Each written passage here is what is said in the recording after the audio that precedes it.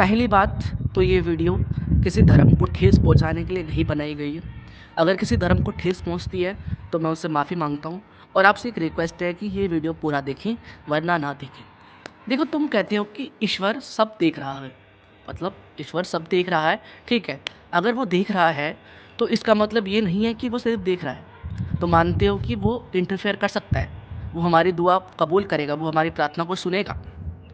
क्योंकि जब तुम दुआ मांगते हो या जब तुम प्रार्थना करते हो तो ये मानकर मानते हो कि ऊपर वाला सुनेगा, वो हमारी लाइफ को बदलेगा और ज़रूर बदलेगा।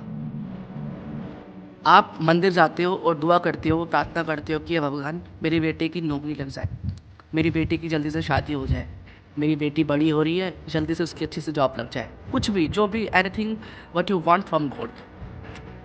मतलब तुम मानते हो कि ईश्वर सिस्टम बदल सकता है। चलो मैं भी मानता हूँ, 100% मानता हूँ। लेकिन मेरा एक सवाल है जो अब इंटरफेयर करेगा। अगर गॉड, अगर भगवान, अगर ईश्वर, वेदर कुछ भी हो, अगर वो लाखों लोगों को नौकरी दे सकता है, अगर ऐसा आप मानते हो, ऐसा आप प्रार्थना करते हो कि वो हमारी प्रार्थना से वो हमारे लिए ज़रूर करेगा, तो फिर वो लाखों लोगों को बचा भी सकता है। वो लाखों लोगों को ज़िंदगी और मौत से बचा भी सकता है। वो लाखों बलात्कार होने से बचा भी सकता है। लाखों रेपिस्ट बाहर घूम रहे हैं खुले, उन्हें सज़ा करवा सकता है। बहुत कुछ हो रहा है यहाँ पर लाइफ में, ज़िंदगी में बहुत कुछ हो रहा है। आप न्यूज़ सुनते होंगे, बहुत सारे गलत काम होने से बचा सकता है। मेरा सीधा सवाल यही है कि अगर आप ऐसा मानते हो कि गॉड इंटरफेयर करता है, आप मानते हो कि गॉड करता है, मतलब आप प्रार्थना करते हो, अगर आप प्रार्थना करते हो इसलिए करते हो कि गॉड आपको देगा, मतलब आप कुछ मांगने की चीज़, मैं ये वाली प्रार्थना की बात नहीं कर रहा कि आप सिर्फ प्रार्थना करते हो।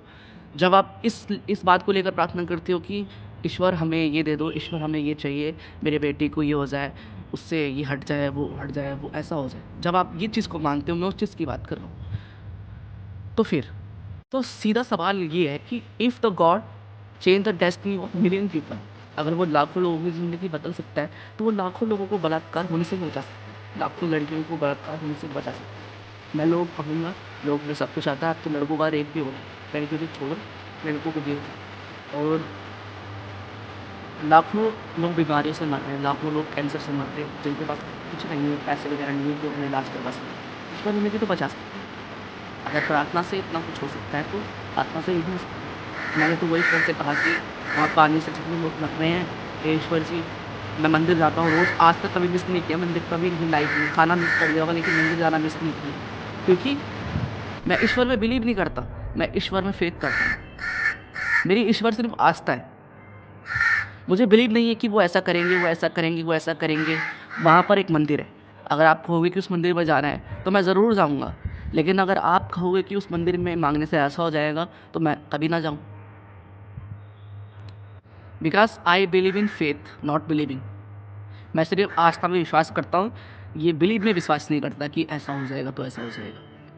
देखो, मान लो अगर आप प्रार्थना करते हो कि मेरा बच्चा पास हो जाए, अच्छे से पास हो जाए, इसके नंबर अच्छे आ जाए, और टीचर के पास क्षमता है कि वो सब बच्चों को पास करती है, लेकिन वो क्लास में सिर्फ 2 बच्चों को पास करती है, बाकी सबको फेल कर देती है, तो आप आरोप किस पर लगाओगे, टीचर पे या ईश्वर पे? ऑफ कोर्स आप इल्यूज़न किस पे लगाओगे, आप आरोप किस पे लगाओगे, टीचर पे। हम अपनी छोटी जीत को चमत्कार कहते हैं, छोटी जीत को चमत्कार कहते हैं, और दुनिया की जो बड़ी-बड़ी तकलीफ़ें हैं ना, उन्हें हम किस्मत बोल कर छोड़ देते हैं। शायद असली सवाल ये नहीं है कि ईश्वर क्यों नहीं बचाता, असली सवाल ये नहीं है कि ईश्वर हमें क्यों नहीं बचा रहा, क्यों हमारे साथ गलत होने से रोक भी नहीं रहा। शायद असली सवाल ही ये है कि हमने इंसान होने की ज़िम्मेदारी ही छोड़ दी। देखो, अगर एक रेप होता है, अगर रेप होने जो रेपिस्ट है, अगर उसकी जल्दी से जाँच की जाए, अब तो इतनी बड़ी-बड़ी साइंस टेक्नोलॉजी आ गई है कि 2 घंटे में, 2 दिन में या 1 दिन में, चलो 2 दिन में मेडिकल रिपोर्ट आ जाती है कि भाई इस आदमी ने रेप किया और कन्फर्म हो जाता है, जो भी टेस्ट होते हैं डीएनए में। और अगर उसी समय उस इंसान को गोली मार दी जाए, टेस्ट होने के बाद गोली मार दी जाए, तो क्या उसके बाद देश में रेप होंगे? होंगे, लेकिन एक डर होगा रेपिस्ट के चेहरे में, लेकिन मतलब जो लाखों रेपिस्ट होंगे उनके मन में एक बदलाव तो ज़रूर आएगा। वो सोचेंगे ज़रूर कि लाखों, मैं ये कहूँगा कि लाखों रेप बच जाएँगे। ये नहीं कहूँगा कि रुक जाएँगे, लेकिन लाखों रेप होने से बच जाएँगे, क्योंकि उनके मन में एक डर होगा। तो आपने क्या समझा मेरी इस बात से? तो और मैं आपको ये एंड में यही कहूँगा कि ये कोई स्क्रिप्ट नहीं है, ये सब मेरी फ़िलॉसफ़ी है और थोड़ा बहुत मैंने पढ़ा हुआ है, थोड़ा बहुत खुद का है, थोड़ा बहुत, लेकिन अब इनको